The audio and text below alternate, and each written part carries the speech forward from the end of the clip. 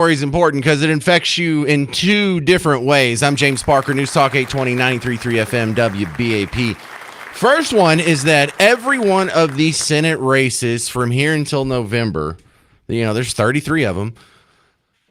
Every one of them, the entirety of the Senate hangs in the balance. We have a split Senate right now. It is a 50-50 shot, and whoever wins in November, if any seats can be flipped, that decides who is going to be able to control the Senate. And controlling the Senate doesn't just mean you have 51 votes. It means you control what bills get brought up and when, and the amendments process and whatever. It's a great piece of power that is at stake of all of these. So you may not think, well, I don't really care about what happens with the Senate race in Maine. Well, you will, because it could be the deciding vote on whether or not we repeal Obamacare, or whether or not we get the SAVE Act, or whether or not you get your tax cuts extended, or whether or not it stinks. And you're not going to have a say in the voting process, but you might want to keep an eye on it because it does affect you. The other way that this Graham Plattner story is important for me to tell you is because it has demonstrated the level of political hackery in so many people that credibility should be blown out of the water for anyone who supported this guy. Because they're going to say, well, these are new allegations or new accusations or new stuff has come to light. No, we've known he was a creeper for months. I didn't know much about this, but there was a lady who did an interview for the New York Times, and they paid her for her story to have the exclusive. And when the story came out, the New York Times was saying, well, we tried to call all of the witnesses that she claimed, but none of them could corroborate her story. Yeah, we couldn't confirm this other piece of evidence here. Well, then she goes on Twitter and starts blasting them. She says, hey, I talked to the people that I gave you contact info for, and the three that I said were actual witnesses I confided into right after it happened. You didn't call any of those. And you didn't confirm with my therapist. Look, here's the text messages between me and my therapist 5 years ago. Oh, there's evidence. But the rest of the media didn't pick it up. So basically, the New York Times went and they got the story. They spun it the way, in the most soft way possible it could, and then buried it. So we've known for a while. This is the guy with the Nazi tattoo on his chest. So now that there is another woman that has come out, she is getting special attention now, because one of the dismisses of the other women, and it's plural, who have accused him of sexual harassment or assault or just being a general predator, said, oh, this is just political. Why now? Well, because he's running for Senate now. He's never really run for office before. Well, this lady comes out, and she is a strident pro-Team Blue activist, so you can't just dismiss her. Plus, she used to work for him.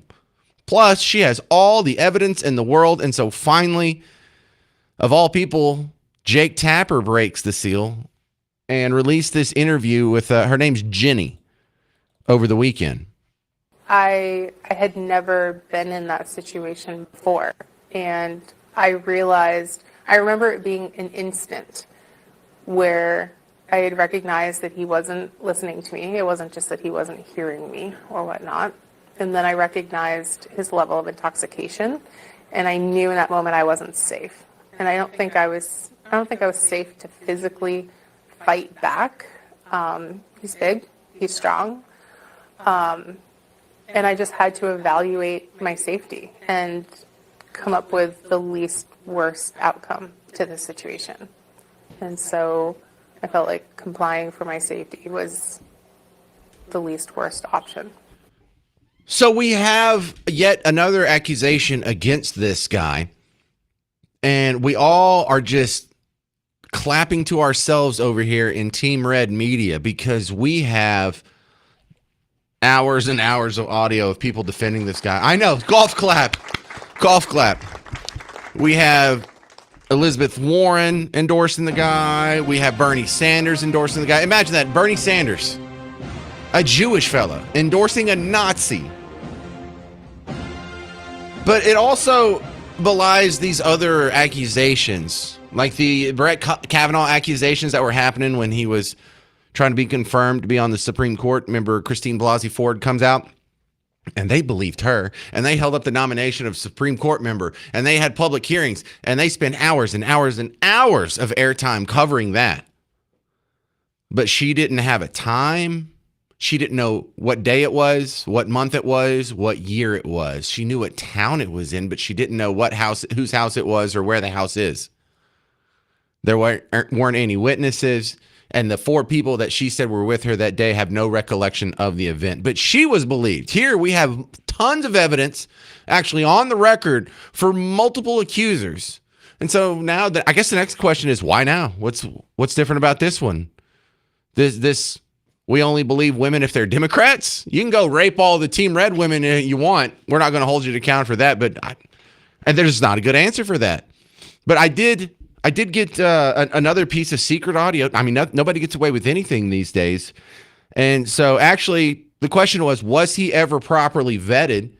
And I'm not sure. I think he was, and they were just going to go with him anyway, because this was in the job interview that Graham Plattner had with the Democrat Party of Maine when they decided to make him a candidate for Senate. Next. Qualifications. Rape, murder, arson, and rape. You said rape twice. I like rape. Charming. Sign right here. Coming up next, you're going to hear how the media was reporting on this last night. And it's going to be kind of funny, kind of sad at the same time. 800-288-9227. I'm James Parker on Newstalk 820, 93.3 FM, WBAP.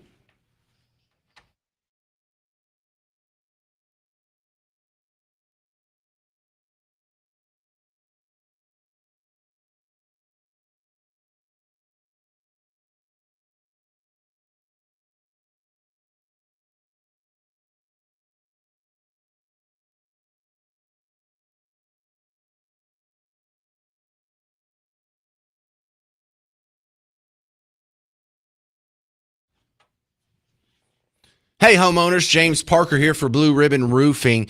You may be wondering, how long does a roof replacement take? Well, I've had one roof replacement in my entire life. It took 1 day. And John Hopkins says over at Blue Ribbon Roofing, even if you have a big house and it's complicated with a bunch of different turns and places that stick out and nice little architectural features, 2, maybe 3 days max.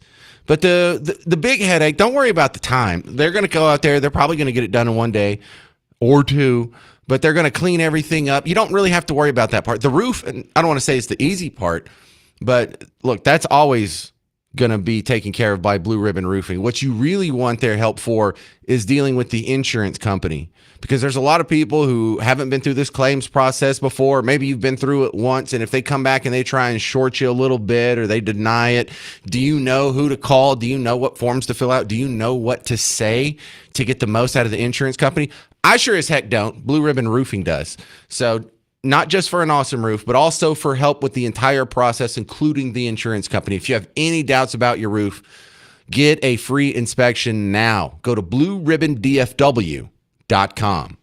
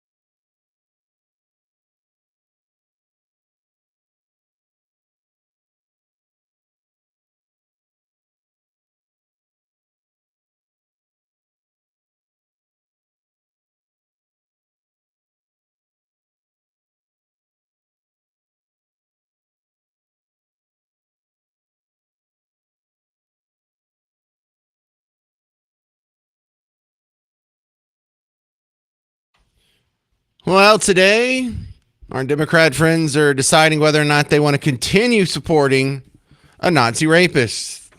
That's not hyperbole. I'm James Parker. It's the James Show, News Talk 820, 93.3 FM, WBAP. You're home for the WBAP morning show. Check out my buddies on from whenever you wake up until 9 o'clock. But also, Jimmy Fallon had, I think, one of the most perfect posts possible in response to Graham Plattner.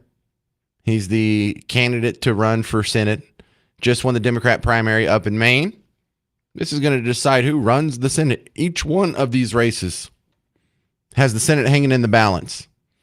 And he was recently exposed, not just for having the Nazi tattoo, but now for being a serial rapist, allegedly, reportedly, yada, yada. But Jimmy Fallon says Elizabeth Warren wants to retract her endorsement of Graham Plattner, but she doesn't want to look like an Indian giver. Oh, my God.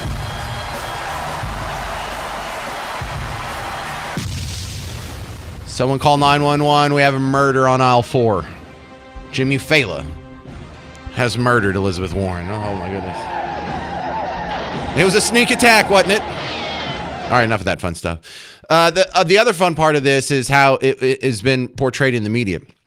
Because the accusations are not fun. The fact that he has raped multiple women or is credibly accused of raping and sexual assault of multiple women, disgusting. Should be a deal breaker, given the evidence that we see here.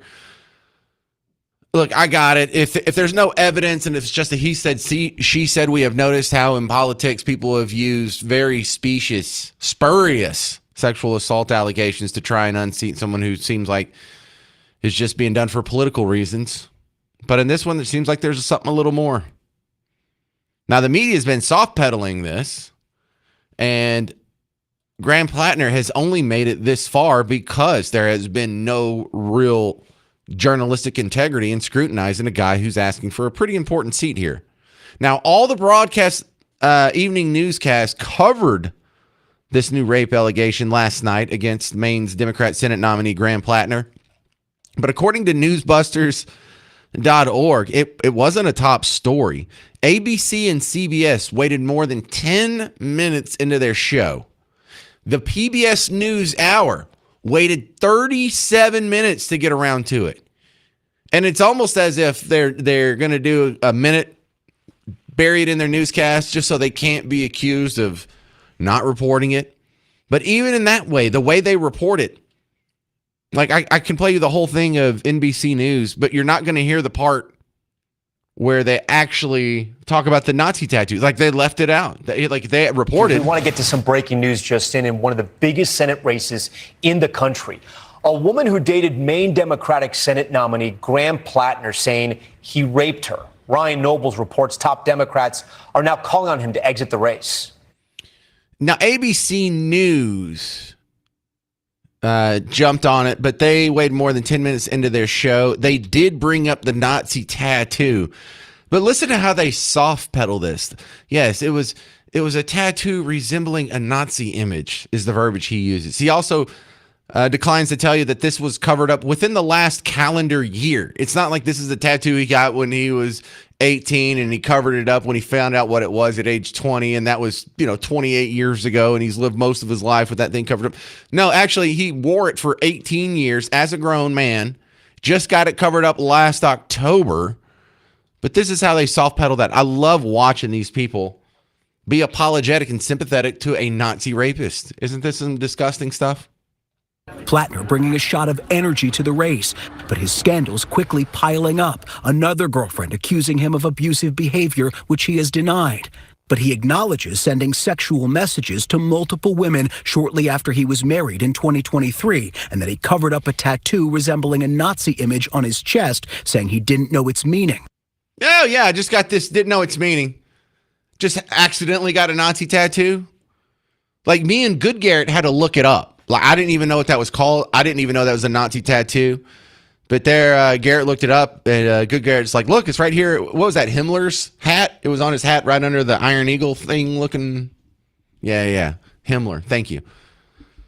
So you mean to tell me you just accidentally got this awfully specific symbol that Himmler wore on his fancy little Nazi hat? It's not believable. You know, if Donald Trump had a Nazi tattoo at any point in his life, it would be in the headline. It'd be like Nazi candidate accused of rape.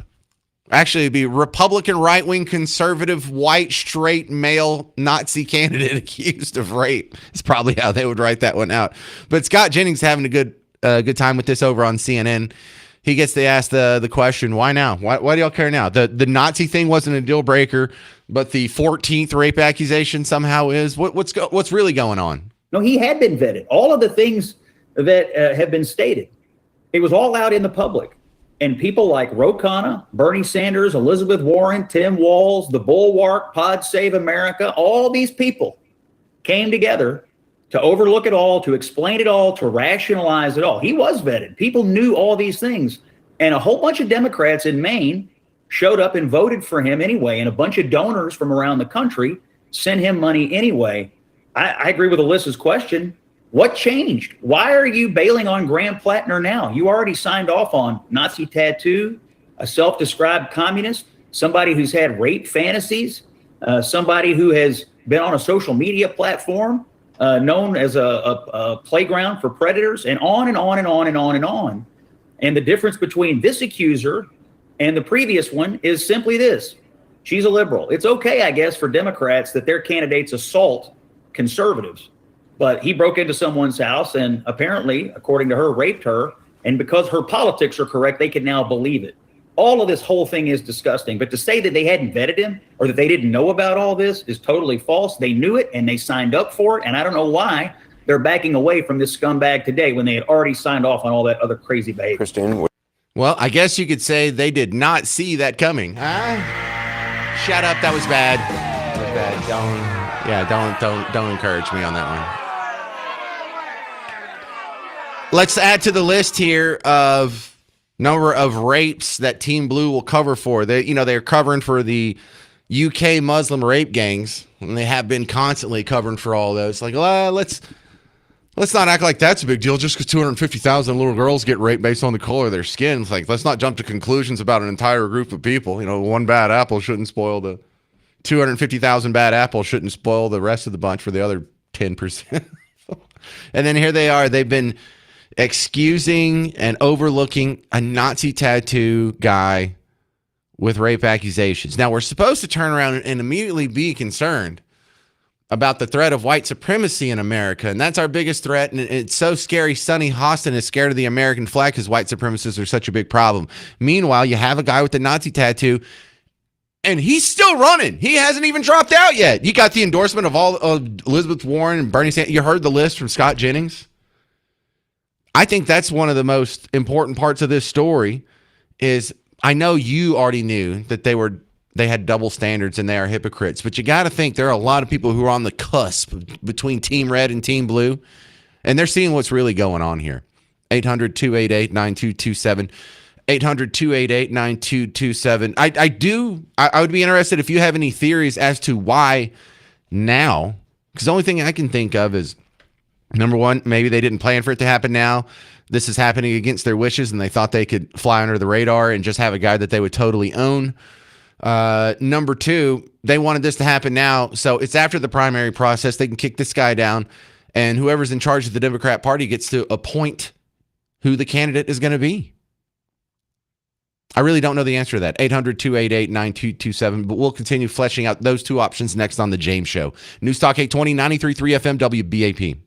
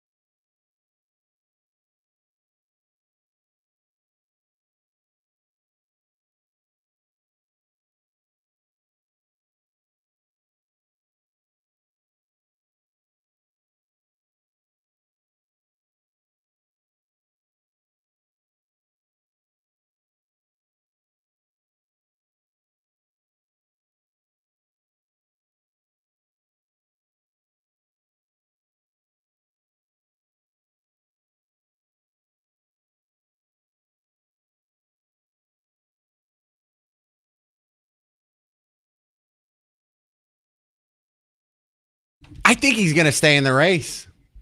I think a bunch of your Team Blue friends are going to vote for a Nazi. I'm James Parker. It's News Talk 820 93.3 FM WBAP.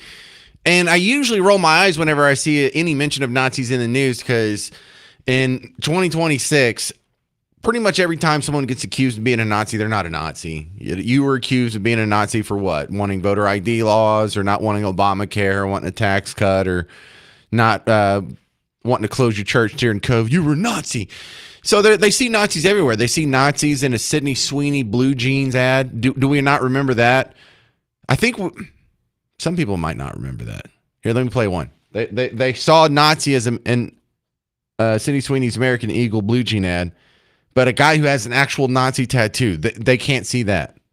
Should we be surprised that a company whose name is literally American Eagle is making fascist propaganda like this? Probably not, but it's still really shocking. Like a blonde-haired, blue-eyed white woman is talking about her good genes.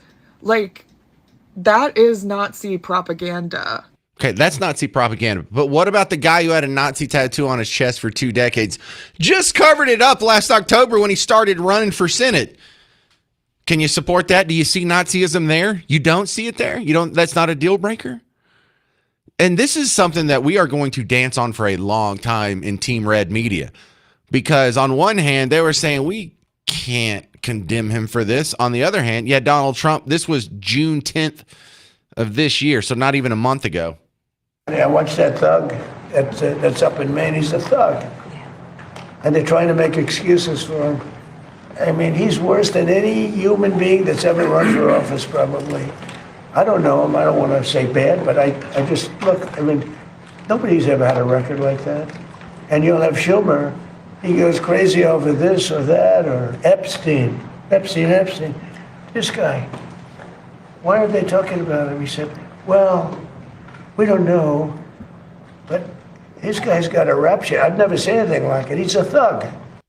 Well, he's a thug. Thug is kind of a vague term. The guy has a Nazi tattoo on his chest. And it's not like an obvious one. He didn't get a swastika. He got something that we had to look up what it was, Totenkopf. I think that was it. Which is different than the squat and cough. That is something that Good Garrett has to do whenever he gets arrested. He has to do the old squat and cough. Sarah Jacobs is a member of Congress based out of California. You can definitely hold that against her because she was asked not too long ago, you got this candidate here. He's got a Nazi tattoo. Will you condemn it? This was Sarah Jacobs just a few months ago. But you think he should leave the race? Look, I don't know. The honest answer is I'm not in Maine. Now, I also believe that people can grow and believe in second chances. And I look forward to hearing what he has to say to really atone and amend for this. But, there's been a crazy Nazi hyper alert. The use of white supremacy and Nazi has exploded in the mainstream media over the last 10 years, really the last 6 years. And then when an actual Nazi shows up, the fact that they aren't falling all over themselves to condemn him makes me want to just rub it in their face.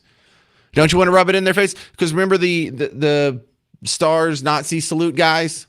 And this isn't a condemnation of the Stars. This isn't a condemnation of the TV outlet reporting on it. This is a condemnation of all the people in the comment section that were saying, we can't let this stand. We can't let some guys doing a Nazi salute stand. And this was 4 months after the fact. Shot, he scores! A 5-1 win at the American Airlines Center was a good night for the Stars, but a shocking one for fan Courtney Ripley. Just disgusted overall. That's not something that I want to see when I go out. She says when the Stars scored, the fans next to her did not cheer the same as the rest of the arena. Like a fist pump motion, you're almost like you're hammering something into a wall. But this group of men were doing Nazi salutes instead.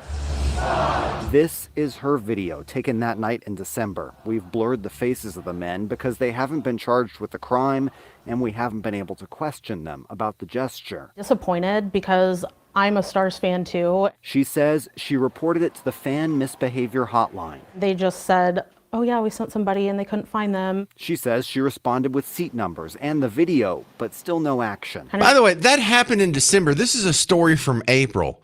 So here they are, 4 months later? We've got to track down. Nazis need to be condemned so thoroughly in society, we can't even allow a salute from 4 months ago to go unpunished. What about this guy from Maine that has a Nazi tattoo on his chest? Oh, yeah, put him in the Senate. Makes no sense, does it? Well, there's not a double standard. The standard isn't that they are against Nazis sometimes and they're pro-Nazis other times. The truth is they're indifferent to Nazis. Just whatever it takes to get power, whatever it takes to diminish your power. That's what they go on. Let's do Michael and Capel. You're on News Talk 820, 93.3 FM WBAP. Hey, James, just went through bug tussle. It's raining big time out there. Oh, man, I might have to get Blue Ribbon Roofing back out there. What's up? So you're pretty close with the name of that Nazi tattoo. It's called a Totenkopf, which means death's head. There were two different divisions of the SS. Which one did you wear? Well, I didn't wear either one. Just kidding. Just put it out there. Anyway, go ahead. I know. All right, so the Waffen SS were the guys with the tanks that went onto the battlefield and fought the Russians and everybody else. The Totenkopf SS were the ones in charge of the death camps. They were the division of the SS that was in charge of the extermination of the Jews. That guy knew exactly what that symbol was. And Bernie Sanders endorsed him. Michael, Bernie Sanders endorsed the guy who's got the death camp, the concentration camp mascot. Yeah. Yeah, Bernie Sanders is a decomposing old communist totalitarian. He doesn't care. I don't know what the hell's wrong with the people in Vermont, but yeah, this guy wore the most evil Nazi symbol, but that's even worse than the swastika, because the swastika was actually the symbol of the German government back then. But this particular symbol was only assigned to one group of people, and that was the group of people to exterminate the Jews. All right, and that is the unofficial historian on the James Show, Michael and Capel, chiming in with his Alex Trebek level knowledge yet again. But I don't think he's going to drop out. I hope he doesn't drop out, because the word is right now. Well, I'll tell you next, coming up on the James Show. News Talk 820, 93.3 FM WBAP.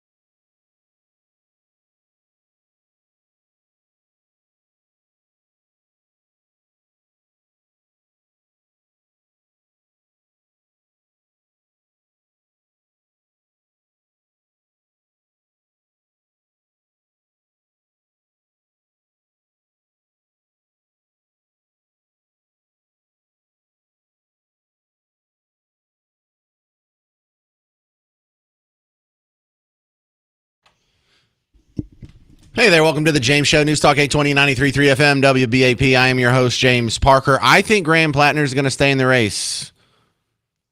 Listen, I'm getting a lot of emails of this. I'm not going to talk about this the whole show. I know it's a hot topic. I know it's sexy. I know it has Nazis and it has rape and it has infidelity and Nazi tattoos. It's got a lot of hot topics, but there's some other pressing issues as well.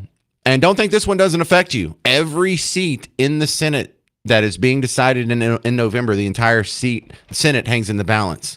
If you want to get the SAVE Act passed, if you want to get legislation like that passed, if you want to get these government shutdown deals done in your favor, if you want to maybe have a chance of getting Obamacare repealed or any of your legislative priorities for the next 2 years, this is going to decide that.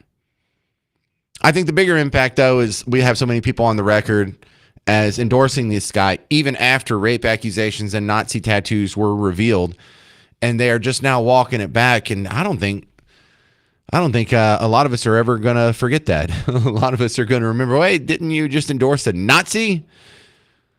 So what's going to happen next? Well, Graham Plattner hasn't dropped out yet. The Democrat Party of Maine has said they want him to drop out. I believe Elizabeth Warren and Bernie Sanders have both rescinded their endorsement. A lot of people are coming out rescinding their endorsement. But the latest on social media, and this is coming from sources where it's like someone on the inside says, so I don't even know who's really at the bottom of this well. But the prevailing storyline floating around on Twitter/X right now is Graham Plattner says he would be willing to drop out if and only if he got to name his successor.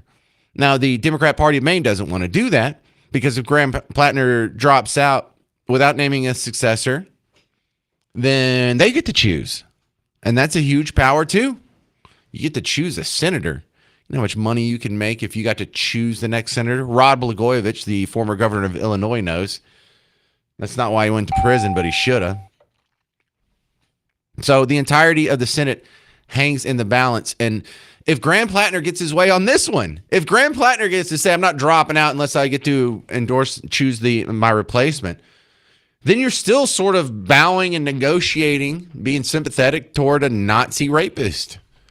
I don't know if there's a good way out of this for them. Not that I'm looking for a good way out of this for them, but this is going to be so great to watch. And right now, I can hear internet ninjas making montages of all the people who came out and said that they support a guy who's a Nazi. All these people that came out and said they support a guy, even though he has rape accusations, credible with evidence rape accusations. It just got so loud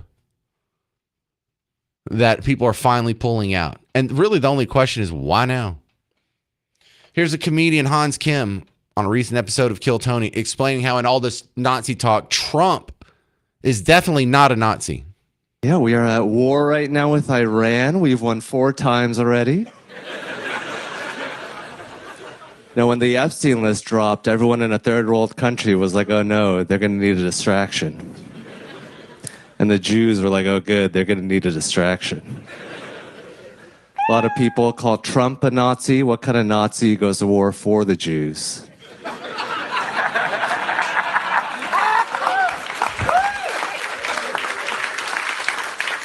I wish he was a Nazi. Maybe gas would be $5 a gallon right now.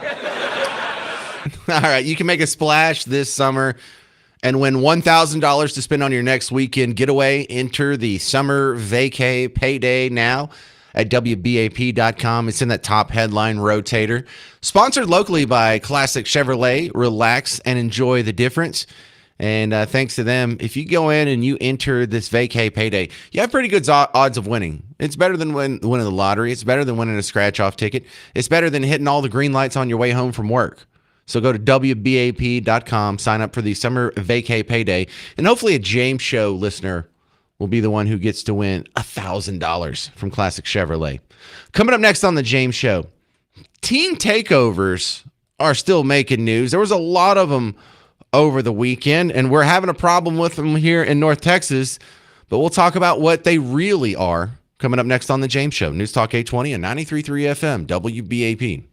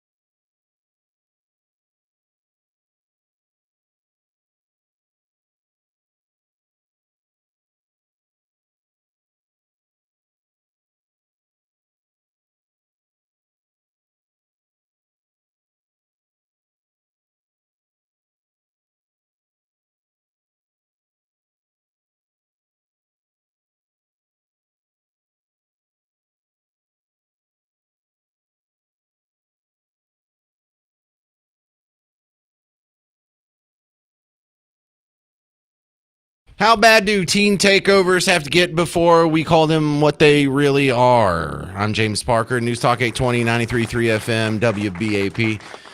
I'm not sure if we will ever get to that point. I'm not sure if we will ever have the media be honest with you on something as touchy as teen takeovers, because you and I both know what the common denominator is in all of these stories. It's not the fact that they're teens, and it's not the fact that they're takeovers. They are black riots.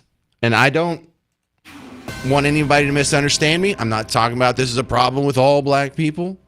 This is a problem with the majority of black people. No, this is a small subset within the black community that is almost wholly responsible for what is being called teen takeovers now. Now, the dishonest part about this comes from the soft gloves, the special treatment that the woke crowd, that Team Blue gives to people based on the color of their skin. The fact that they dance around it it doesn't mean they're racist, but it hints at what a racist person would do. Would a non-racist person be scared of telling the truth about a story just because it's racially tinged? Absolutely not. They would colorblind walk straight forward into the truth, no matter what the racial implications are. Now, you can't say that about what's going on with the teen takeovers. They're just dancing around it.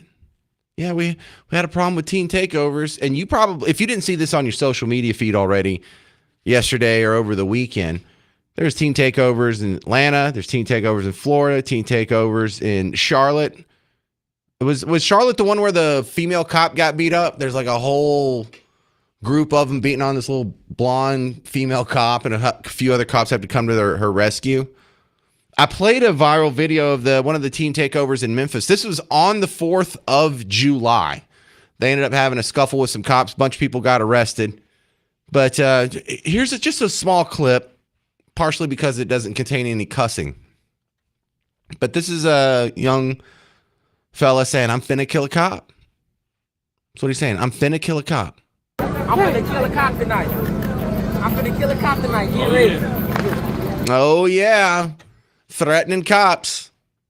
Now, remember, we learned that making a Nazi salute, or perceived, we don't even know if it's a Nazi salute, those kinds of threats at a Stars game are so untenable in the public sphere, it has to be called out and can't be let go even 4 months later until we track down the person who made that threat and punish them.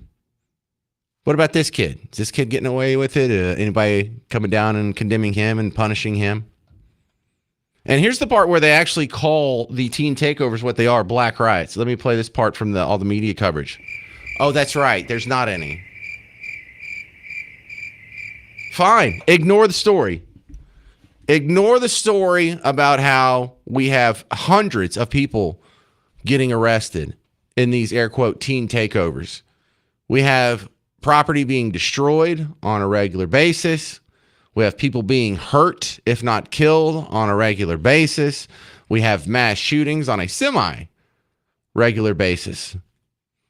But they're not all teens, and it's not a takeover. A takeover is what the Norwegians did to this bar called Happiest Hour that's 2 blocks away from where I'm broadcasting right now. I'm at the American Airlines Center, and if you go that way on Nowitzki Street, there's a bar called Happiest Hour.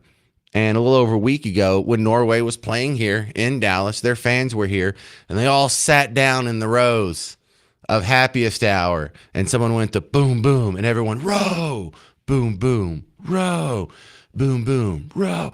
And they made a video, and they put it online, and it was so cool, and you liked it, and you shared it out. That's a takeover. But when people are jumping on tables, when people are breaking things, when people are stealing things and knocking over racks and destroying the inside of a 7-Eleven, that's a riot. It's no longer a takeover. And so you know what this is about. If they do fairly report the race, even when it doesn't fit the narrative, then the narrative gets blown apart. Who on earth can make the case that this is a racist, sexist, bigot, homophobic nation if we actually reported the truth about what goes on? Because if you did start spelling that out, if you did start adding the race in, you would sound silly if you were trying to make the case like, whoa, we got a problem with white supremacy in America. No, we got a problem with about 28 other things before we can get down to a white supremacist. Because we're supposed to be so concerned about the black girl that was on the train with the Patriot Front guys, the guys that are supposedly white supremacists. But actually, the number of people that have been hurt by the Patriot Front is still at 0.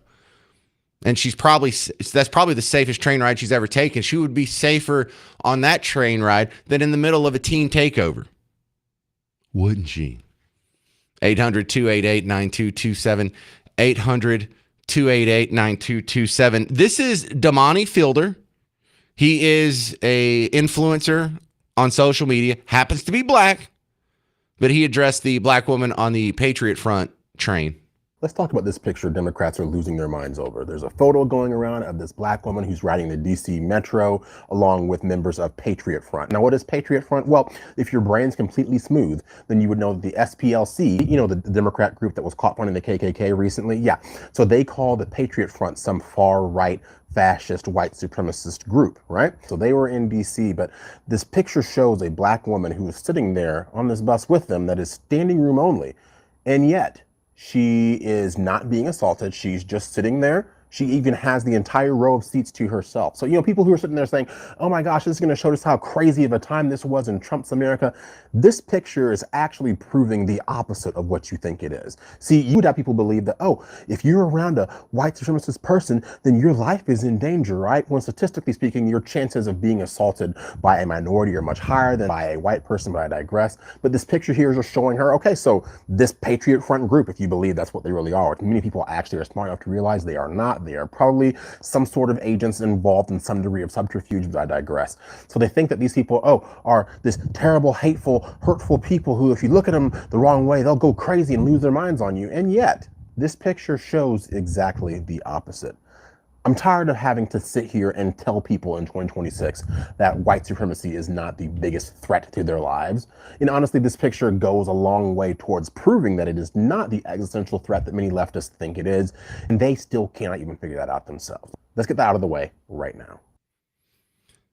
800-288-9227. We will continue talking about the problem with teen takeovers, especially them being not being branded as black riots. Coming up next on News Talk 820, 93.3 FM WBAP.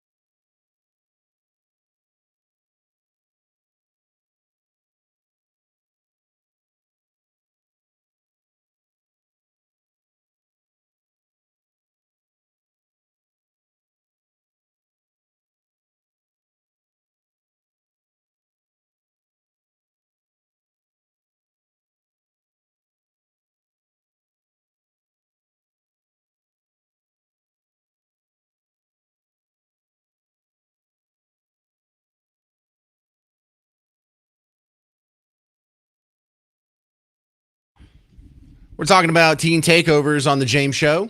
I'm James Parker, News Talk 820, 93.3 FM, WBAP. You're home for the WBAP morning show. If you're just joining us, this keeps happening. We have some of them that these stories pop up a little bit in North Texas, but there were a whole slew of them over the holiday weekend. A lot of it was not necessarily aimed at 4th of July ceremonies, but just happened to be there. And you saw cops get attacked in multiple places. You saw a lot of property damage. You saw I'm not bothered by the people shooting fireworks at each other. I don't care what neighborhood it's in. If it's the ghetto neighborhood, if it's the projects, that looks like something that could just as easily happen at the trailer park. So we don't have to gripe about everything.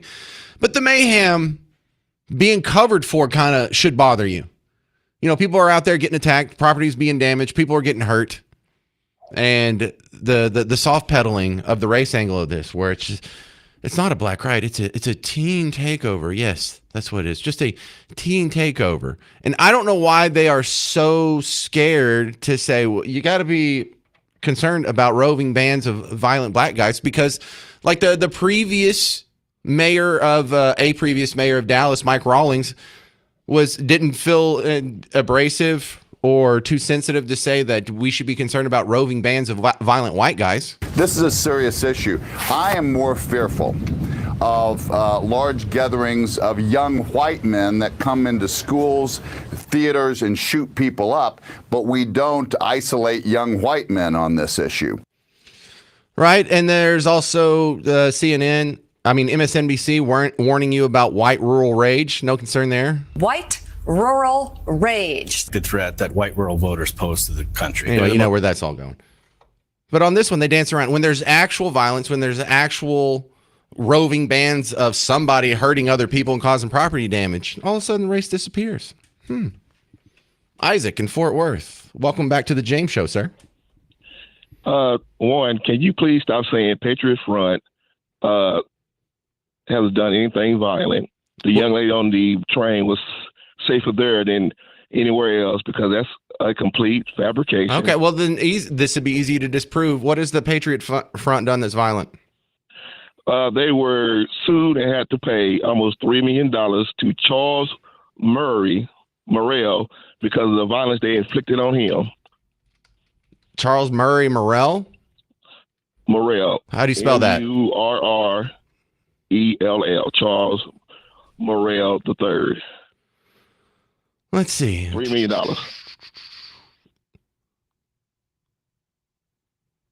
So what did Morrell do? And then he got jumped by Patriot Front. Oh, yeah. No, I saw this. He got jumped. You mean he ran into a Patriot Front group, and when they removed him, we called that getting jumped? Okay, well, obviously the court did not see it the way you see it. Well, no. A civil court didn't see it the way I saw it. In a civil court in the city of Boston, when you put a bunch of Nazis in front of them or white supremacists. But this is what you got. This is what you have. Is this the worst instance of violence you have? Is a fight that they didn't even start? Okay, well, $3 million said it was pretty bad. And number two, there are white kids who are doing... Wait, hang on, Isaac, seriously. Is that the only example of violence you have from the Patriot Front? That's the only litigation that I have. Okay, so can we say, generally speaking, that the Patriot Front is not a violent group? No, I'm not going to say that about because they had one group. Instance of violence. No, I'm not going to say that about any neo-Nazi group that a person of color is safe around them. That's ludicrous. Why? Because they want to remove Hispanics. They want to limit the rights of blacks. You want me to say the black person is safe around that? No. That's No. The real answer to that is because you give me instances where they've either actually harmed, like by starting the fight, not by defending themselves. Oh my goodness, James, you sound crazy defending neo-Nazis, but that's okay. I'm not defending neo-Nazis. I'm not. Look, I do not agree with them. I think they have an abhorrent worldview. But to act like that woman was in jeopardy because she was on the train with neo-Nazis belies logic, because there are no examples of these guys randomly attacking people based on the color of their skin or for any reason. They haven't attacked anybody. That's your opinion. Well, hang on. So hang on. I don't think we can go forward here. We're not having a dialogue. If you are still going to continue in the conversation in the belief that the Patriot Front is an inherently violent group. They had one instance that they didn't even start. They didn't even initiate the use of force there. So you can't say that they're inherently violent. And if you're going to put your flag down on this one, remember in this conversation, we're talking about black riots that are happening. And I bet that you're going to say it's not fair to call them inherently violent. And when they have more than one instance of violence and it was something that they'd initiated.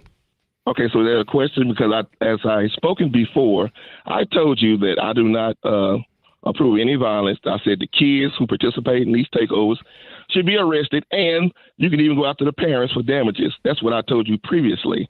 And since you brought us to this conversation, there are white kids who are riding around on e-bikes and motorcycles and dirt bikes, and they're causing damage in various places in the United States, doing the same exact thing. So it's not a black thing. The kids are doing stupid stuff right about now, and they all should be punished, and the parents should be held account. Okay. Yeah, you see. You can look that one up too, sir. Well, listen, I do see roving bands of white people doing mob violence, but it's called Antifa. Oh, so you're not going to look up the bike takeover and the kids going on the golf course and doing wheelies and kids jumping on people's cars and busting out windows. You're not going to look that up. No, I can look that up, and that's fine. I'm sure there are white kids that are doing some bad things, period, somewhere in a nation of 340 million people. However, would you agree that, you know, these takeovers where there's violence and sometimes shooting, that happens more predominantly in the black neighborhoods or the black demographics than the white? As I told you before, I'm not a takeover expert. So if it is, arrest everybody who's involved. You can put a curfew up. To me, I don't tolerate foolishness, and it's stupid. It doesn't make sense. Just like you saying a black person is safe around Patriot Front, it doesn't make sense. Hang on. See, this is where I want you to at least admit that. Black people are safe around Patriot Front. Not in a regular H no. And that group, Patriot Front, broke apart from a more violent group. And you can look that one up, sir. That's fine. Again, listen. Okay, well, enjoy the show. Hang on. You have one instance of the Patriot Front, air quotes, doing an act of violence, but it was actually them retaliating and removing a guy who was forcing themselves into their march in Boston. If you don't have another one, that it's going to be really hard for me and the people listening to think you're taking an honest look at this situation if they are condemned as violent for one act that they didn't even initiate. Again, they broke apart from another group, and they were. So you're saying you don't have another one? Can I finish? I would like to finish my statement. I would like for you to admit what we all see is very obvious. The Patriot Front is not a violent group. You'll be waiting for that one, sir. If you pay $3 million. Well, then we're not having a dialogue. If you can't admit that the Patriot Front is not a violent group. We just don't agree. Well, it's not. No, look. It's one thing if you don't agree, like, what's the best song in the country? But the sky is blue, bro. And if you don't agree with that, then there's no reason to move forward because you're not having an honest conversation. Well, there's no way you're going to get me to say a neo. Right, because I know because you've already been trained. You've already been trained that if they can, yes, you have. You've already been trained that as long as they can label something Nazi, then you can dismiss it, and you don't actually have to take the arguments of the other side on. And actually address the merits of the argument. You can just dismiss that because it's been called a Nazi. That's what you've been trained to do, and you're acting on that training. No, I've been educated based on history and the propaganda and the philosophy of these neo-Nazis. So therefore, you cannot tell me anything about a black person being safe around a group of neo-Nazis. See, now you're conflating the ethereal concept of neo-Nazis with a very specific group that hasn't initiated any violence against any black people, and there's not one record of it. Your statement wrong. $3 million say your statement is wrong. No, it doesn't. No. They can still be guilty of a $3 million civil judgment and not initiate the use of force against the black guy. But they use force. They use force. Did they initiate the use of force? They use force. Did they initiate the use of force? Did they initiate the use of force? They were found guilty by their peers. Did they initiate the use of force? They were found guilty. Did they initiate the use of force? Well, sometimes. Did they initiate the use of force? Sometimes. Did they initiate the use of force? Still found guilty. Did they? 1, 2, 3, sir. Did they initiate the use of force? Enjoy the show. Did they initiate the use of force? $3 million said they did. How about that? So that's a $3 no. million said they were wrong. Did they initiate the use of force? That's a $3 million hit. Did on they their pocket, initiate but the said they use were of wrong. force? They were wrong. Did they initiate the use of They were force? found guilty. How about that? Did they Found initiate the guilty. use of force? Were they guilty? Did they officiate the use? No, it wasn't guilty. Were It's they found civil. It's a liable? civil trial. Did they initiate the use of Were they force? found liable? Did they initiate the use of Were they force? found Yes, they liable? were found liable, but not for initiating the use of force. So did they initiate the there use we of go. I answered So your there we question. go. Answer my question. Did they initiate the use of force? I don't know. Let me look at the film. Have a great day. They haven't initiated the use of force once against a black person, and he's saying they're violent against black people. Point stands. I'm James Parker, News Talk 820, 93.3 FM, WBAP.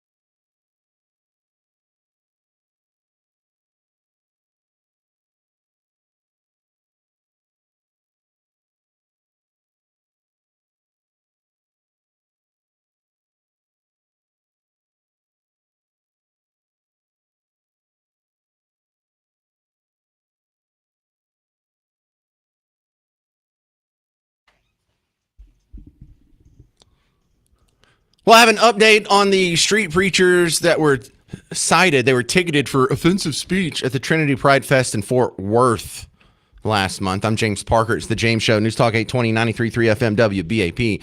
Coming back on The James Show, CJ Grisham. He's the lawyer for the street preachers. He's also shown up on many stories on The James Show over the last couple of years. CJ, isn't this you in this clip I was playing from the street audio? So no, but that ordinance means... Just out of that. Is that you?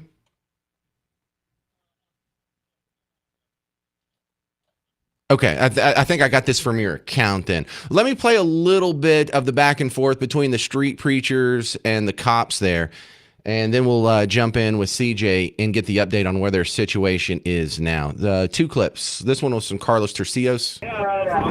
But no, I want to, and I'm being dead serious. So if a biological male comes up to me who says he's a woman, and I call him, I say, sir, and he gets offended, is that a citable offense? If I call a biological male a male, and he says I'm offended, I'm gonna whatever. Is that a citable offense if he's offended by that speech? Man, we're talking gray area right now. When I talked about it earlier, when it says that's a vague conversation, vague charge. I'm genuinely curious. Sure, I don't believe I would cite that for offensive language. Offensive language to me is calling somebody N-word, curse words. We don't curse, we're preachers. Sure, no, I agree. But it's more like you call somebody a male, I don't necessarily find that offensive unless they come up. You don't, but what if they do? That's what I'm saying. If they come up and say, hey, I'm offended by that, and you continue to do that, well, then that's just becoming offensive to them. And here's the catch. Right, here's the catch. So it's the, hey, warning, I'm feeling offended by that, then we're moving into the potential. But so what if I'm offended by what they say? Like they come up telling me this and then the other, swearing at me, will they get cited? Are you offended by it? I'm offended by all of this. What's good for the goose is good for the gander. I'm offended by seeing half-naked men run around with children. I am deeply offended by that. Correct. Unfortunately, there's not much on our side to do anything about it. Okay, so that was June 28th, 2026. Now, CJ Grisham, the Second Amendment attorney for the state of Texas. What's the update now a couple weeks later?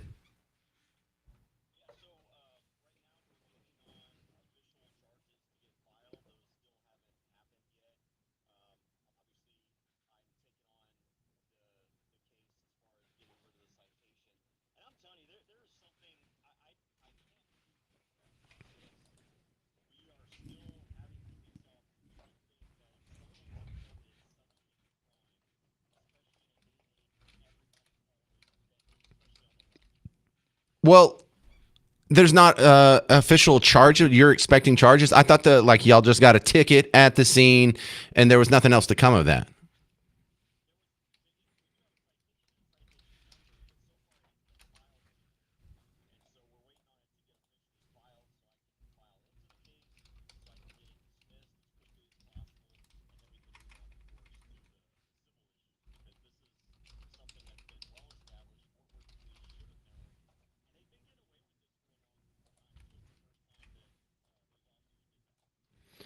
I don't know anything about the previous times. Tell me about that.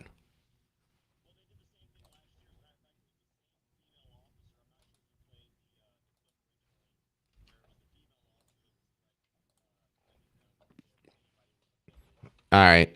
Let me do a piece of that then. Hang on. It's pretty loud. So we can use it up that to 80 ordinance decibels. means like music, not talking. If someone is offended by your talking, then we have a problem. That is a constitutional violation of our rights. If you shut us down, No, if they are offended by your speech, okay, then I'll write you this ticket and we'll go from there. Wait, you're going to take us for offensive speech?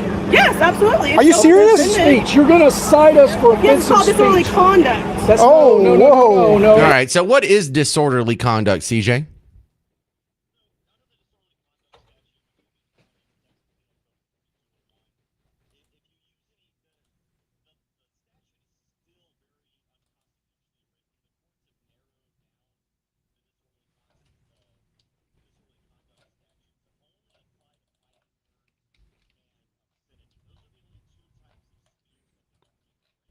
And obscenity, like describing something sexual, not like, oh, I find your speech to be obscene. Okay.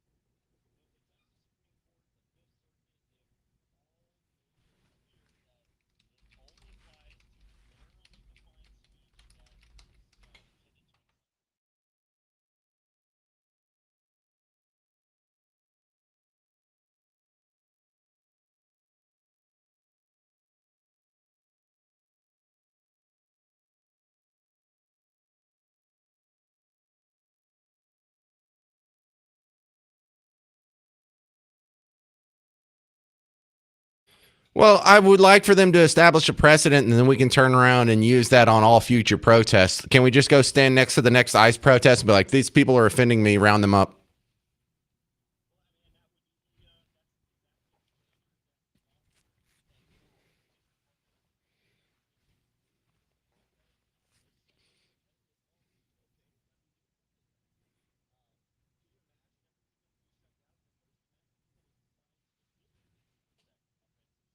Oh, it would be over. Hang on. Let me take 4 minutes here, and we'll continue with CJ Grisham. He's a Texas attorney, takes on some of these awesome cases, and right now we're talking about the street preachers who were cited for offensive language at the Trinity Pride Fest a couple weeks ago. And I'm going to ask what's happening in the future. Are they about to get paid? I'm James Parker. It's The James Show, News Talk 820, 93.3 FM, WBAP.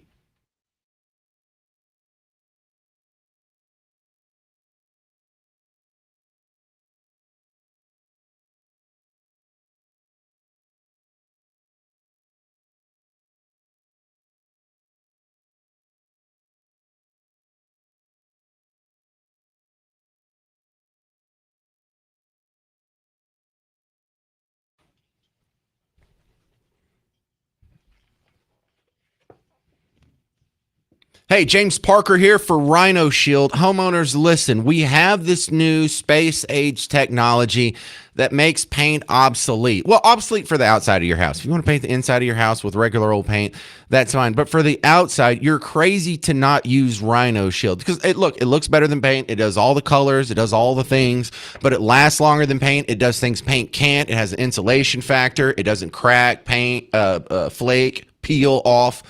But also, it does some other things that paint can't do, in the fact that sometimes if you put the wrong kind of paint over the wrong kind of brick, what you're doing is making a seal there, and you're just starting to rot the brick and mortar from the paint inside. Rhino Shield doesn't do that. It helps your brick and whatever's behind it last longer because it's actually breathable, and it expands and contracts with the house when it gets hot and cold. And for some people, they don't know. It's just the wrong type of paint with the wrong type of mortar or the wrong type of brick, and you don't have to worry about that either with Rhino Shield. So not only is it best for the people inside the home, it's best for the home itself. So don't do it anymore. We don't paint our house. We coat our home. Go to rhinoshielddfw.com.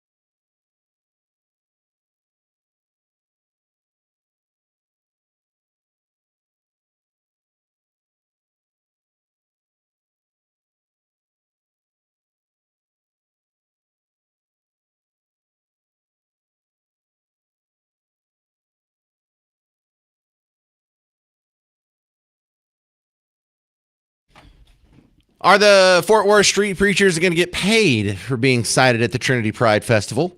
I'm James Parker, News Talk 820, 93.3 FM, WBAP. Don't forget the WBAP morning show from whenever you wake up until 9 o'clock.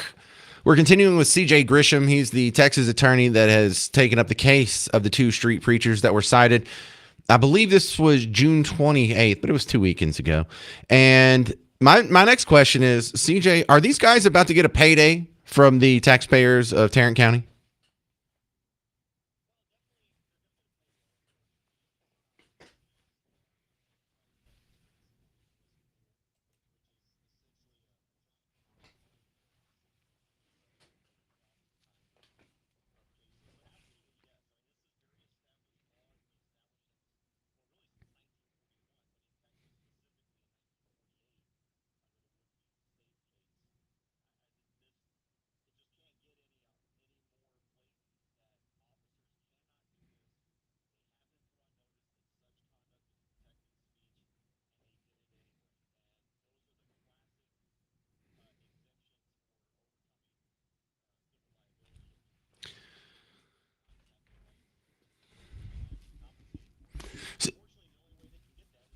Well, one of the weird places where like the libertarians overlap with sort of the Bernie Sanders and Marxists and communists of the world is we're not a big fan of qualified immunity.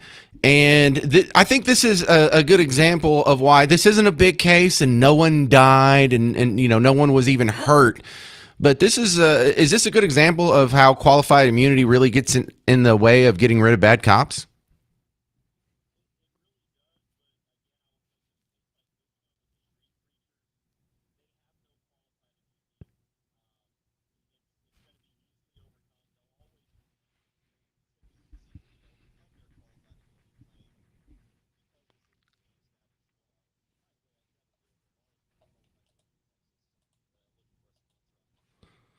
Yeah, well, I don't know who that's going to be real popular with. I think we're in a minority opinion on that one. You know, the other story we were talking about earlier, and I see you have some hot opinions about it too, is the girl that was on the train in D.C. when the Patriot Front was on, and there was this picture, and they were like, "This is a Pulitzer Prize-winning snapshot of basically what's happening in America right now." And the easy pushback to that stupid narrative is, bro, that's probably the safest train ride she's had in her entire life.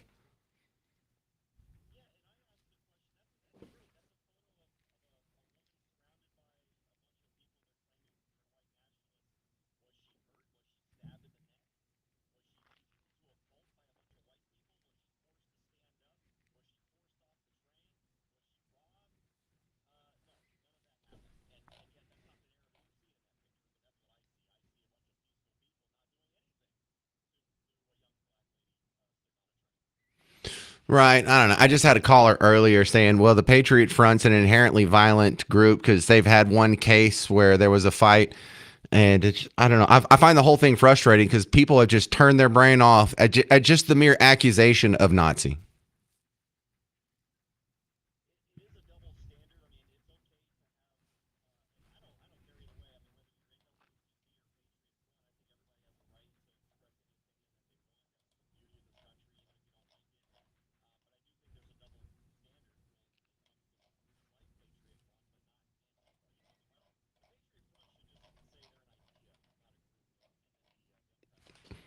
Oh, I love that. Well, and also, you know, they're not real Nazis, or else they would have been nominated to run for Senate. See, that's another joke in there. Yeah.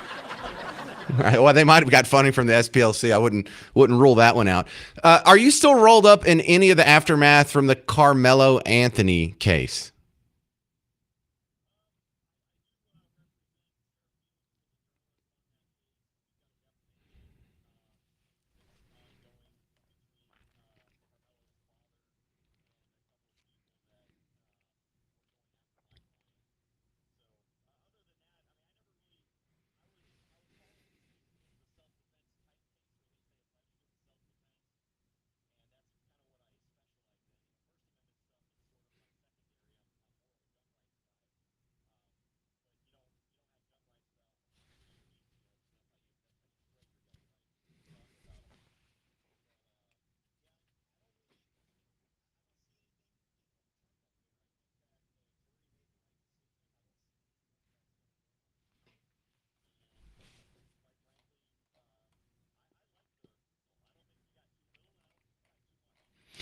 You also have a post on X from earlier today that made me think. You were thinking, as long as the Black Panthers and NAACP and United Negro College Fund, Black Chamber of Commerce are allowed to exist, why should we have a problem with the Patriot Front's existence? I don't agree with them, but why should we care if they exist?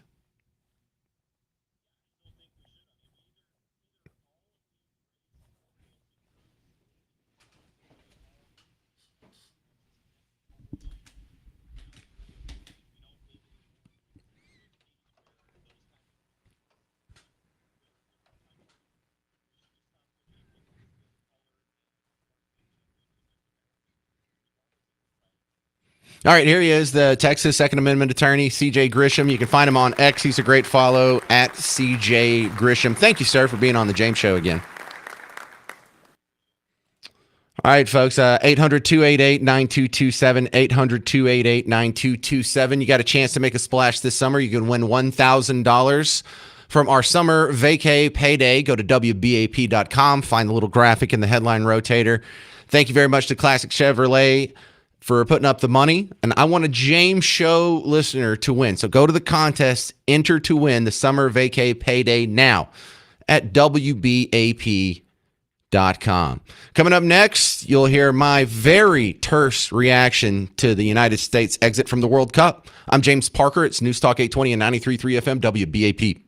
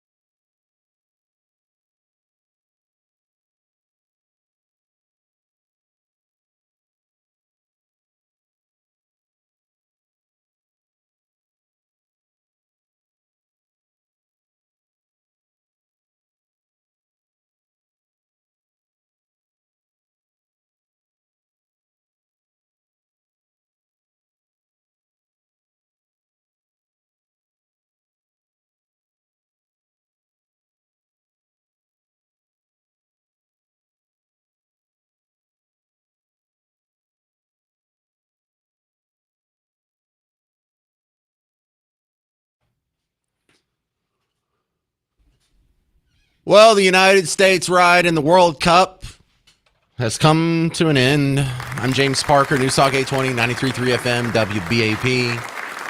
I don't know, don't get me excited here. The United States, I mean, I never thought we were going to win the whole damn thing. But you couldn't ask for much of a better draw in the World Cup knockout round. And this has been kind of weird for me. I know you're probably not the world's biggest soccer fan. I'm a mild soccer fan. I like the sport. I grew up playing the sport. I played through college. I know it inside and out, but I don't really keep up with sports, period, much in adulthood. I'll keep up with the Cowboys game until they lose, I don't know, 6 games, and then I'm kind of done with the season once we get to that level or so. But all that being said, I do hope that maybe one day before the end of my life, we'll come up with a team that at least makes it to the semifinals. I mean, winning it is asking a lot. You have every country on the planet is trying to win this thing, and this is like our 11th favorite sport. So the odds are going to be stacked against us, but why not? Why not be optimistic? You see some strange small teams squeaking through. You know, you saw Croatia in the finals 2 World Cups ago, and you're probably not keeping up with this. But I think one of the lasting memories of this World Cup is not even going to be the World Cup. It's going to be all the cool fans that came to Dallas and partied with us. It's going to be the Scots taking over Boston. It's going to be the Norwegians rowing. Like they do the big Norwegian Viking row after they win. But there's stories like on social media. You might have saw this a couple weeks ago. They're over here at Happiest Hour on the floor doing the row. They were doing it outside the hotel across the street from where I'm broadcasting right now. So that'll be another memory.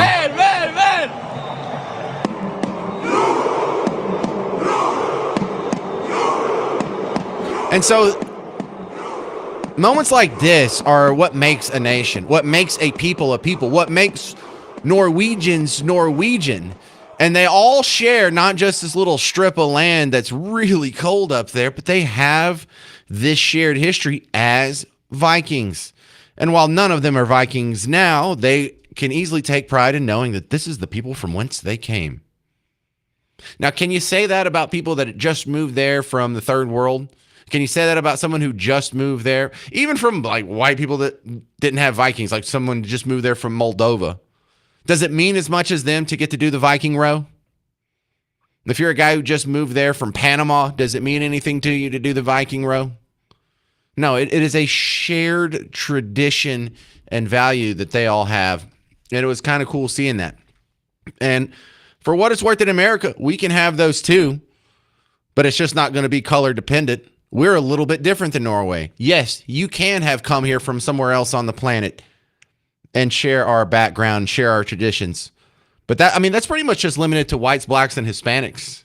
You know, when you talk about the cowboys wearing a cowboy hat, I'm not saying there were 0 Chinese cowboys or 0 Laotian or Pakistani cowboys.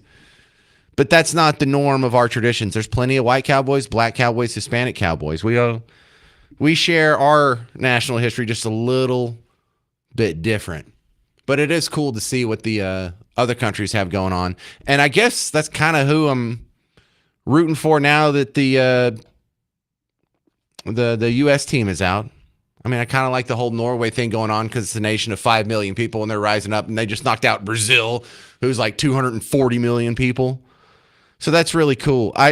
It's got to be really hard, though, for these people who hate America to root for America. Check out there was a man on the street interview here where there's a guy who is interviewing a World Cup tourist who looks Pakistani, but I think he's wearing an England jersey here, but he agrees. Death to America. Really? What would Gandhi say about you wearing that shirt? I mean, I have a lot of feelings about colonialism. I'm actually Pakistani, so colonialism aside, it's nice to be wearing the England shirt. Even though I've lived in the US like almost half my life. I'll never wear an America shirt. Yeah, I wouldn't either. This shirt sucks. Death to America. Yeah, death to America. As the Iranians say. Yeah, hell yeah. But not death to England?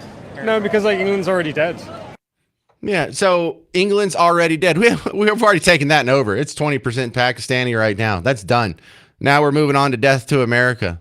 And even though he's lived here half his life, He still sees his allegiance to his Pakistani background, his Muslim heritage, as not only something that he's not trying to assimilate into America, he's actively trying to conquer us and wish us death. That's not even a World Cup tourist. That's a guy who's lived here more than half his life, he just said. Great. We just learned people who are coming here for the first time from the other side of the planet are loving this place. The people who live here and have been trained by Team Blue to hate it, hate it. 800-288-9227, 800-288-9227. Coming up next, Ben Ferguson, a WBAP alum, calls out CNN for supporting Mamdani's request that everyone turns their air conditioner up to 78 degrees, but they don't have their air conditioner at 78 degrees in CNN. You'll hear the hypocrisy exposed next on The James Show. News Talk 820 and 93.3 FM WBAP.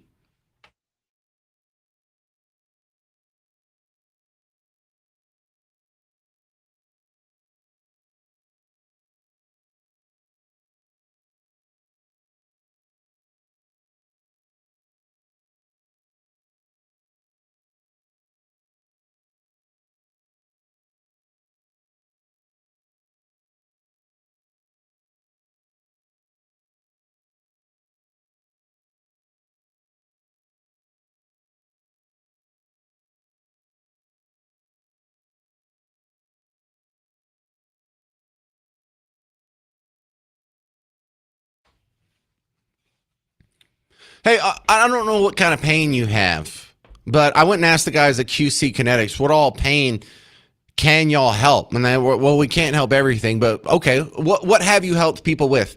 And they have the list here. They have helped people with knee pain. Do you have any of these? Knee pain, shoulder pain, elbow pain, wrist pain, back pain, hip pain, ankle pain, arthritis pain, toe pain, neck pain, foot pain, hand pain, finger pain. The only pain they don't have here is a pain in the neck. They didn't say anything about that one. James Parker here for QC Kinetics. Whatever your pain is, I don't know what it is. Maybe their regenerative treatments can work for you. Again, not everybody, but you find out by doing the free consultation. So give them a call, go in, have the conversation. Wherever your pain is, tell them about it. Tell you how you got it. If they're still unsure about what your situation is after doing an exam, maybe they'll do a little the sonogram on you. They did that on my back. That didn't hurt. It just took a second. And maybe we can get you all patched up. But it starts with you making the call, scheduling the free consultation. Go to 972-972-8610. 972-972-8610.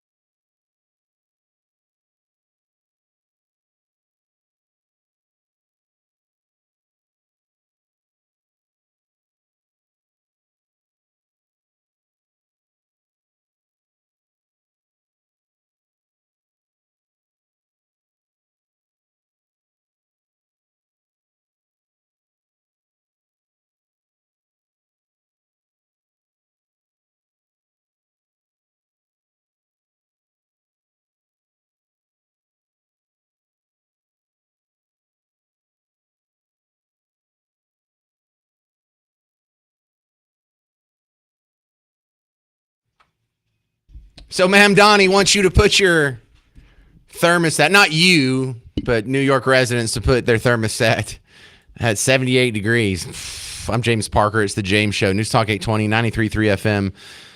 WBAP. You know, this is a refrain that has come up not a lot, but every once in a while it pops up. And like an example of like Obama was telling you when he was running for president, we go back in the Audiotron 3000 to May 17th, 2008. Barack Obama was running for president, and he was making the case that we have to have a little austerity. We have to lessen our carbon footprint. We can't just be running around in our SUVs and having our thermostats at 72 degrees all the time. Y'all remember this? We can't drive our SUVs and, eat as much as we want and keep our homes on, 72 degrees at all times, and whether we're living in a desert or we're living in the tundra, and then just expect that every other country is going to say, okay, you guys go ahead and keep on using 25% of the world's energy, even though you only account for 3% of the population. Yeah, I don't get that at all. Why can't we? What does the other side of the world care if I drive an SUV or I eat a meat-heavy diet or I keep my thermostat at 72 degrees? In fact, I might keep it at like 70 or maybe, hell, 68 now. Say it again. I'll put it even lower. So it didn't start with Obama either. There was the classic Jimmy Carter speech that is now known as the Malaise speech, even though if you go through the transcript of the speech, he doesn't actually say the word Malaise. But he that's the one where he's like, well, if it gets a little cold outside, don't turn up the heat. Put on a sweater. Remember that one with this goofy little Georgia accent, foghorn leghorn sounding mini socialist? Put on a sweater. And he was against gas using. And so this is not new. This is fitting straight in with the classic Team Blue tradition of you're going to have to sacrifice some of your luxuries here for the greater good. Now, the common Animal Farm pushback on that is, well, you're not. Jimmy Carter, you don't tell me, President of the United States, you don't keep your thermostat wherever you want.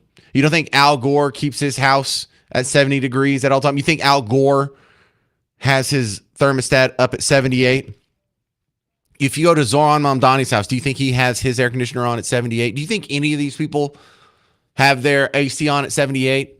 Because they will push to spend billions of your dollars for public transportation, but the elites don't ride transportation. They will push for bike lanes, but they don't take bikes to work.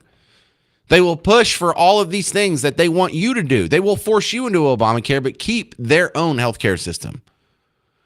And if what's good for the goose is good for the gander doesn't apply to this privileged elite, well, then you have the exact Orwellian Animal Farm situation. And Ben Ferguson did the obvious thing. He called it out. On CNN, Abby Phillips and crew, there's 5 people at a table. One of them is Ben Ferguson. The other 4 disagree with him. Ben Ferguson, a WBAP alum,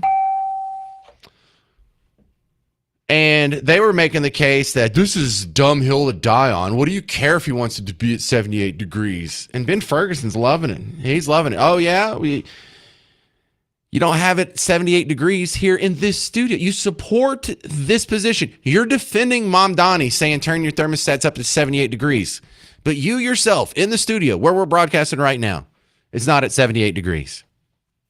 A bizarre hill to die on, Ben. I don't understand this. Do you support it? Ask Nikki Haley. No, but I'm asking you, do you think, when you saw that, you're like, hell yeah, let me walk over there and knock that number up to 78? Let me ask you a question. Is Nikki really? The Republic of South Carolina? Hey, on the stage? It's 78 there a lot. It's 78 there a lot. What but do you support Ben, don't you live in Texas? I live in Texas, okay, and so there's no way in hell we're putting it on 78 degrees. That's why your grid falls apart. It's not 78 degrees in here right now either. No one's going to abide by this. It's absurd. But Ben, I'm just saying, this is a weird. Ooh, he busted him because he did the thing where, do you support this position? And I think Abby Phillips, she's not a genius. She's not going to be building any rockets that go to the moon. But she's smart enough to know that she's being set up in that instance. She knows that if she says, yes, I support this position, then the next thing Ben Ferguson is going to say is, well, is your thermostat at 78? If she says she doesn't support the position, then she's taking on the exact same side as the people she's criticizing. He already has her nailed to the wall. She refuses to answer the question. So then he just answers it for her. And this is why we like Ben Ferguson. This is why every night when they do that show, they have 5 seats and they can only put one thinking person on the panel. Because can you imagine if it was 2 of them, or God forbid, 3 of them? I love all that. But yeah, it's fun to go back. Because like when you look at the old Jimmy Carter Melee's speech, it was the exact same line of thinking. It was the whole, we can't just keep using all the energy we want. We're running out. In fact, we're going to be out of oil in 35 years. Now, this was September 23rd, 1976. It's before I was born here. But this was now 50 years ago. Let's see how well it stood the test of time, Jimmy Carter. What the heck is that?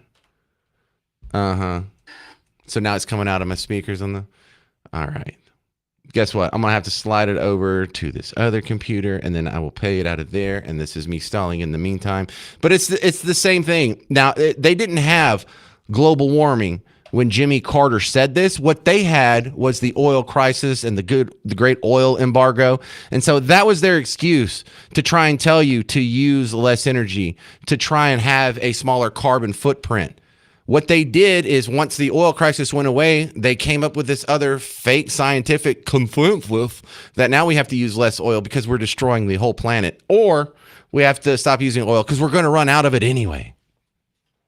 We need to have a realization that we've got about 35 years worth of oil left in the whole world. We're going to run out of oil. When Mr. Nixon made his famous speech on Operation Independence, we were importing about 35% of our oil. Now we've increased that amount 25%. We now import about 44% of our oil. We need to shift from oil to coal. We need to concentrate our research and development effort on coal burning and extraction that's safe for miners, that also is clean burning. We need to shift very strongly toward solar energy. Yes, they were pushing solar panels back before I was born, back before they even knew global warming was. They were still on the global cooling tip back then. It's just an excuse. They've always been anti-oil. They've always supported these goofy energy sources that don't work. Why? Because then they can control them.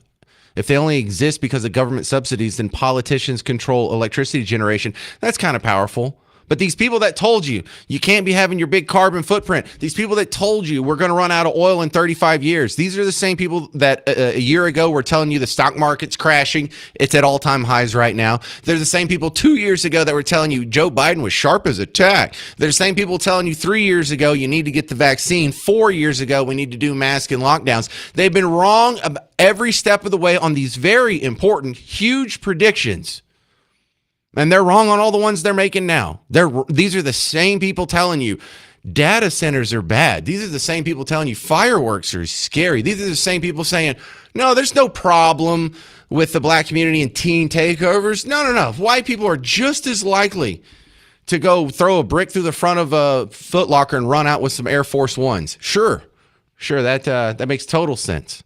You guys are real credible, totally believable. Heck, 10 years ago, they were telling you Donald Trump repealing net neutrality would ruin the internet. Is the internet still working? Yeah, you're probably listening on it. Some of you listening on it right now. Coming up next on The James Show, would you go to a bakery that hates MAGA, hates Trump, and hates America? Because there's one in town. I'll tell you about it next on The James Show. News Talk 820, 93.3 FM, WBAP.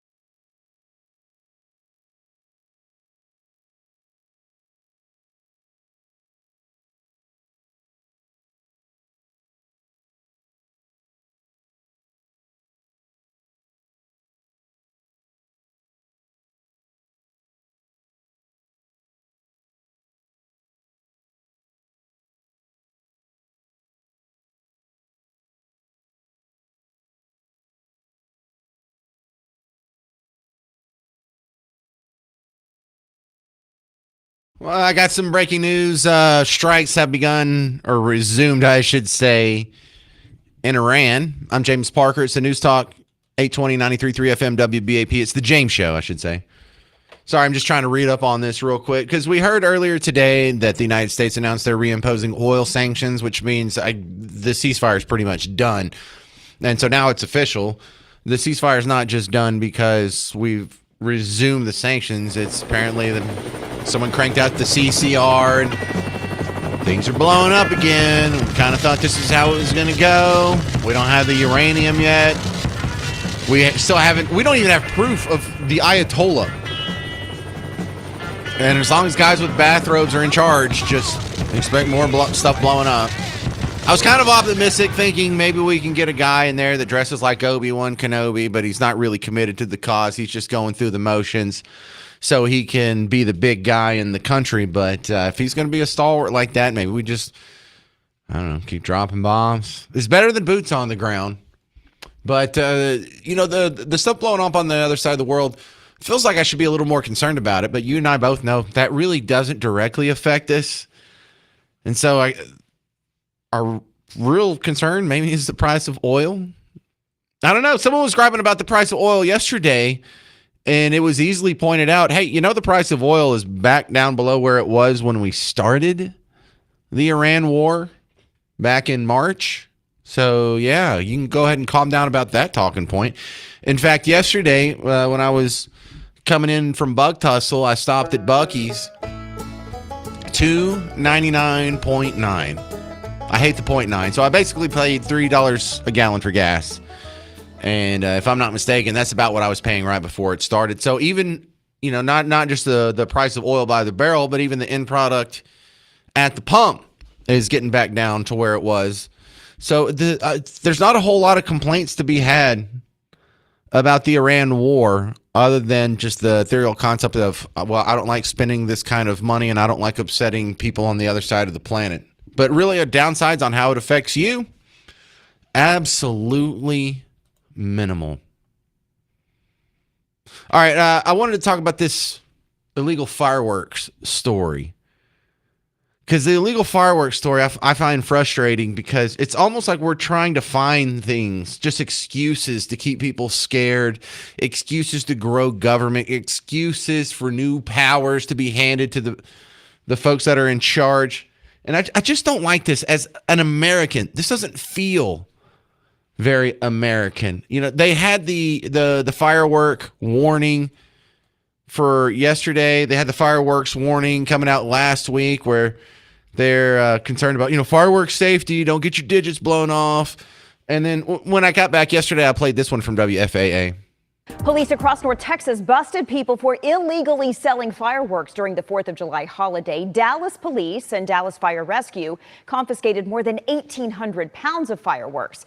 They say in one case, people were selling those fireworks out of a U-Haul. So what? On July 3rd, Fort Worth police announced they had busted people who were advertising illegal fireworks on social media.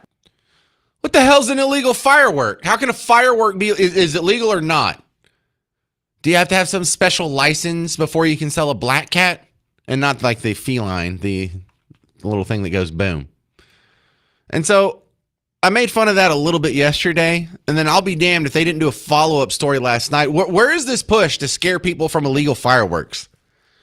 Because this baseball field they show, like maybe a third of just the outfield was burnt on one baseball field. And it was turf, so it wasn't even like a grass fire or anything.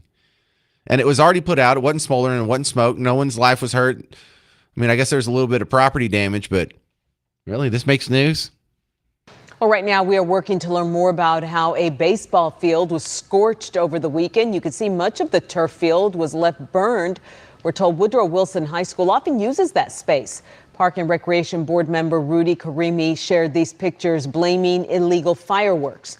Dallas Fire Rescue says they found 2 used bottle rockets on the field. There were security cameras, but they were not pointed to the outfield where the fire started. Dallas marshals are leading the investigation. No word on any charges. How do they know they were illegal fireworks? How could you possibly know if you don't have the suspects, if you don't have any video, if you have zero clues except for a couple of bottle rockets that were found, just a litter of it? How could you possibly even know they were illegal fireworks? I would bet they were probably legal fireworks. So find it so frustrating. And, maybe your ban on shooting fireworks in your own yard and in your street force these kiddos to go someplace. Well, we're not going to do it in our yard because if we get busted, they'll know who it was. We'll go do it in this public place so we can just do it, run over this fence, and get the hell out of here. You pretty much... See, I find that all frustrating. Who is the victim in a, quote, illegal firework sale? All right, coming up next... Would you go to a bakery that hated you? There's a bakery in Flower Mound. And first off, if you have a bakery in Flower Mound, I recommend calling it Flower Mound, like Flour Mound. I did a quick Google search. There's not one. People, look, before you name your business, just send me a Facebook message and run it by me real quick, because that is genius. But in this one, I don't even want to say the name of the bakery because I'm not real big on boycotts and I don't want to hurt small businesses, and I'm not here to make enemies. I'm here to make friends. I'm a lover, not a fighter, whatever. But they talk about how MAGA is a cult full of unintelligent, rabid, immoral sycophants. I'll continue the rest of the message, but the big question goes, yeah, but how good are your cookies? So we'll talk about, do you or do you not boycott a bakery that hates you? I'm James Parker, News Talk 820 and 93.3 FM WBAP.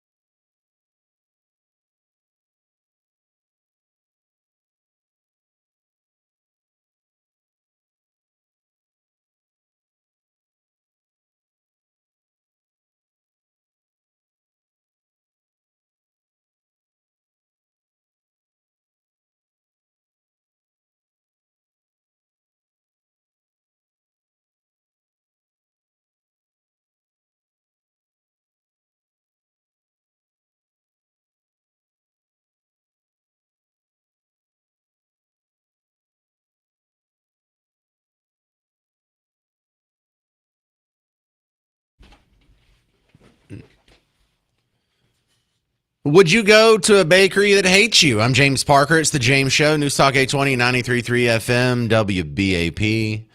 This comes up because a local bakery in Flower Mound made a post last weekend that it went, I don't know, semi-viral.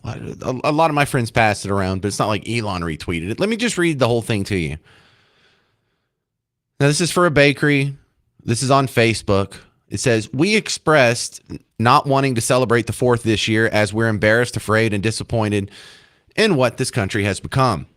MAGA is adversarial. It is a cult of unintelligent, rabid, immoral sycophants. Those conservatives who still have rational thought have left the MAGA movement. Those who remain and continue to support the most corrupt administration in our nation's history are here, wishing for our bakery to burn to the ground. Enjoy a little taste of this Americana. We are open tomorrow from 10 to 6 as we refuse to observe this holiday. F this fascist regime and every single person perpetuating the downfall of our country. Still holding out for an AOC revolution. And so they also have a picture of little cakes with the American flag upside down. It says under distress. Does that make you not want to go to the bakery? Now, I'm kind of split on boycotts. Generally speaking, I'm against boycotts. And I've always felt like for most of the time, boycotts are a luxury of the affluent. You know, are you really not buying any products from people who don't support your values? Because we're all putting gas in our cars, some of which originates in countries that hate us. Like this lady, she's putting gas in her car. Some of it may have originated in places where they throw gays off of buildings. Is that okay? Can you do business with them, or do you shun your gas as well? So it's a real slippery slope you run into when you start the whole boycott mantra. But then again, my counterbalance to that, you know, on the other side of the same coin, is if you don't like Bud Light doing whatever promotion with Dylan Mulvaney, and you go to the gas station, you open the cooler, there's a Bud Light there, but you just reach 6 inches to the left and grab a Miller Lite, and that's your big boycott. Okay, I can kind of get that. That's not really a big deal. But let me throw something else at you. Let me throw you a third way. Because the trouble you and I both have with these is, what would Jesus do? And I'm going to tell you a story of what just happened on Friday. On Friday, a couple of my comedian friends were doing a comedy show, and the guy that was supposed to open had to bail at the last minute. And so it was a last minute thing. They called me and they're like, hey, can you come open? We just need you to do 10 minutes is really all we need. Fine, I'll go do that. And so we went. And it's a tour called The Right Side of Comedy. It's kind of like blue collar comedy tour, but it's right wingers doing right wing comedy for the most part. And it just so happened to be here in town at the time, and they knew me. So cool, I went out and did it. Now, we are at a comedy club where apparently the bartenders were not on board with our politics of comedy. But we had a friend who's actually mentioned earlier on the show, Sarah Fields, who was at the comedy club sitting at the bar. And she came up after the show and she told us, oh man, the bartenders were just so upset. They were huffing and puffing and sighing and cussing, and these people were so evil and stupid. I hate this. Blah, blah, blah. They were just in hell, right? So what did the guy that invited me on do? His name's Kenny. As soon as we heard about that, we both walked over to the bartenders and we're like, thank you so much. We got nothing but compliments from you guys. Everybody loved you. You took good care of us. You guys got a great place here. We really appreciate your hard work. Look, there was only 2 of you, and y'all kept up with this big crowd. You guys must be amazing. And then my friend Kenny left them $100 tip each. Isn't that better than a boycott? Don't you catch more flies with honey? I'm not going to go to the Hive Bakery. Oh, I said the name. I didn't mean to say it. I'm not going to go to this bakery and maybe tip them $100, but I don't know. Maybe if a few of us did, maybe that would change your opinion. Chris in Fort Worth, you're on News Talk 820, 93.3 FM WBAP. James, I do not know anybody in your business that's better than you. You are unbelievable. You can take a story and make it so right out of wrong, and I just appreciate you. You're doing a great job. Keep up the great work. All right, now I have to tip him $100. But what do you think about this bakery? Would you go to a bakery that hated you like this? How would you react? The bottom line of that is I don't care anything about doing business with crazies, and people that do things like that, they're not well. You know, to use the F word in situations like that is so far from right. I mean, it's just wrong, and I'd be afraid of that being there when somebody want to really take them out and shoot me too. So no, I could not do that. I mean, I wish them the best, but they're not going to have the best the way that attitude is. You can't be that way. Not in business. You couldn't be that way in radio business. You'd be out of business in about a week. You know what? All good points. Yeah, all that makes sense. Like, why would you tick off half of your potential customer base? Maybe that's not going to work. I don't know. Maybe they have just really good cookies. Thank you very much. That was Chris in Fort Worth. That's going to do it for my time today. After the James Show, though, if you need more James Show action, go check out the podcast or some of the awesome video clips I put up all over social media, the Facebook, the Instagram, the TikToks, the YouTubes, the whatever. And stick around. Mark Levin's coming up next. I'm James Parker on News Talk 820, 93.3 FM, WBAP.